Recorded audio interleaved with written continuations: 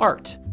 When we hear that word, some of our minds jump to museums or framed paintings, and in that context, some people think, nah, I'm not a big fan of art, I just don't get it. Or they think of art as something that's just for intellectuals or artsy people. But really, art is for anyone who wants to experience it, and it's often in more places than we might realize. Songs you like, movies you watch, poems, theater, even a quilt that your grandmother made. All of that and more is art. So you might be wondering, well, then what is art? How do I define it? Well, that's tough. Art's been around for thousands of years, and through the ages it's evolved in a number of different ways. And the reasons for creating it vary from person to person depending on any number of factors.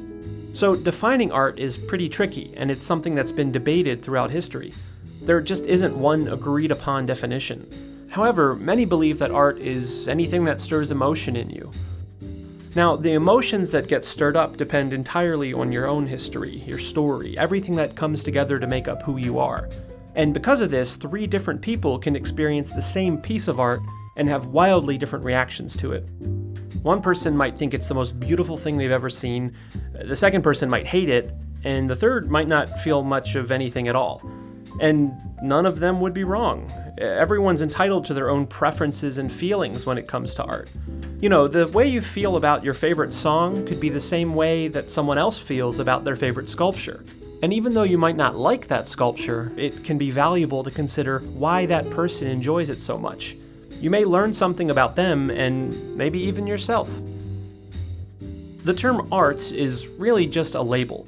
Over the years, a lot of people have tried to classify what it is or what it isn't, but that's not really what art is about. It's about your personal experience with it and the meaning that you draw from it. Everyone reacts to art differently and has the potential to grow and learn from it.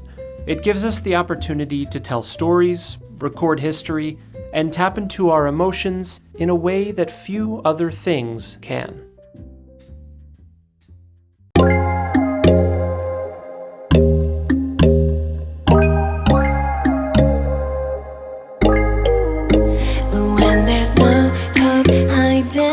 Chance